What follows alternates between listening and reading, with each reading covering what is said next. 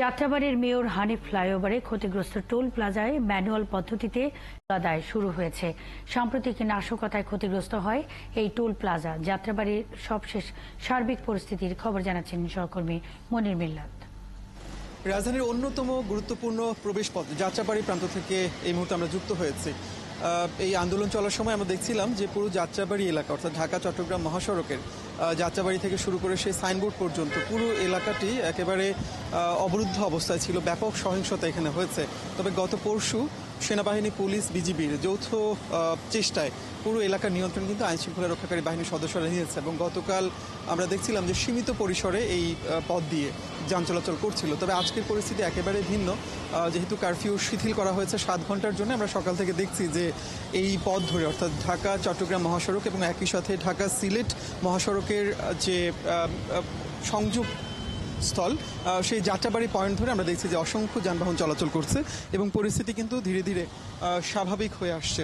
সহিংসতায় সবচেয়ে বেশি বাজে অবস্থার মধ্যে পড়েছিল মেয়র হানিফ ফ্লাইওভার। আমরা দেখছি যে গতকাল এখানে একেবারে সীমিত সংখ্যক গাড়ি চলাচল করছিল, তবে আজকের দিনে আমরা দেখছি যে মেয়র হানিফ ফ্লাইওভারের যে যাত্রাবাড়ি অংশ যেটি রয়েছে সেটি পুরোপুরি খুলে দেওয়া হয়েছে।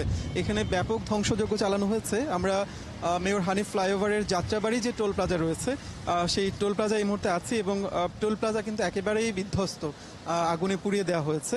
যে কম্পিউটারাইজড সিস্টেমে এখানে টোল সংগ্রহ করা হতো সেই ব্যবস্থা একেবারেই ভেঙে পড়েছে, আগুন দিয়ে সেগুলো পুড়িয়ে দেওয়া হয়েছে। যে কারণে এই পরিস্থিতি স্বাভাবিক করবার জন্য, যান চলাচল স্বাভাবিক রাখবার জন্য আমরা দেখছি যে মেয়র হানিফ ফ্লাইওভারের এই টোল প্লাজাতে যারা কর্মী রয়েছেন তারা একেবারে ম্যানুয়ালি টোল সংগ্রহ করছেন, অর্থাৎ হাতে হাতে তারা টোল সংগ্রহ করছেন এবং যে যানবাহনগুলো রয়েছে সেগুলোর আগে থেকেই প্রিন্ট করা একটি রিসিট দেওয়া হচ্ছে। যেগুলো আগে কম্পিউটারাইজড সিস্টেমে হতো সেটি এখন তারা হাতে হাতে করছেন।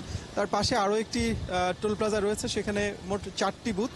সেই বুথগুলো কিন্তু এখন পর্যন্ত সচল করা যায়নি। এখানে আমরা দেখছি যে মোট 3টি বুথে এই ফ্লাইওভারের কর্মী যারা রয়েছেন তারা হাতে হাতে টোল সংগ্রহ করছেন এবং যান চলাচল স্বাভাবিক রাখবার জন্য এক ধরনের চেষ্টা কিন্তু তারা করে যাচ্ছেন। এবং তারা যেটি বলছেন যে ধ্বংসযজ্ঞ এখানে চালানো হয়েছে তার প্রেক্ষিতে এই পুরো ব্যবস্থাপনাটি আগের মতো পরিস্থিতিতে নিয়ে যাওয়া, অর্থাৎ কম্পিউটারাইজড সিস্টেম পদ্ধতি এখানে নতুন করে চালু করা, সেটি খুব সময় সাপেক্ষ একটি ব্যাপার এবং যে পরিমাণ ক্ষতি তাদের হয়েছে সেটি সারিয়ে তুলে আগের অবস্থায় এই হানিফ ফ্লাইওভারের যাত্রাবাড়ি অংশটি যেতে সেটি আসলে অনেকটা সময় লাগবে। দক্ষিণ এবং পূর্বাঞ্চলের বিভিন্ন গন্তব্যের রুটে আজকে তারা বাস চালাচ্ছেন, তবে যাত্রী সংকট সেখানে রয়েছে।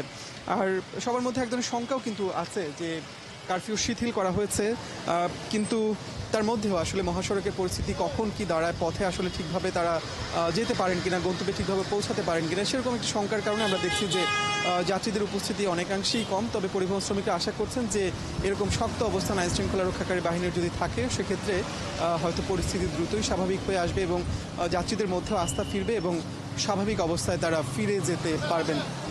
শুধুমাত্র এই টোল প্লাজা নয়, আমরা টোল প্লাজা ধরে পেছনে যতদূর পর্যন্ত আসলে যাওয়া যায় কাশপুর পর্যন্ত পুরো সড়কটি এই মুহূর্তে আসলে আইনশৃঙ্খলা রক্ষাকারী বাহিনীর নিয়ন্ত্রণ এবং স্বাভাবিক সময়ের মতোই এখানে যানবাহন চলাচল করছে এবং সবার প্রত্যাশার জায়গা হলো যে পরিস্থিতি দ্রুত স্বাভাবিক হয়ে আসবে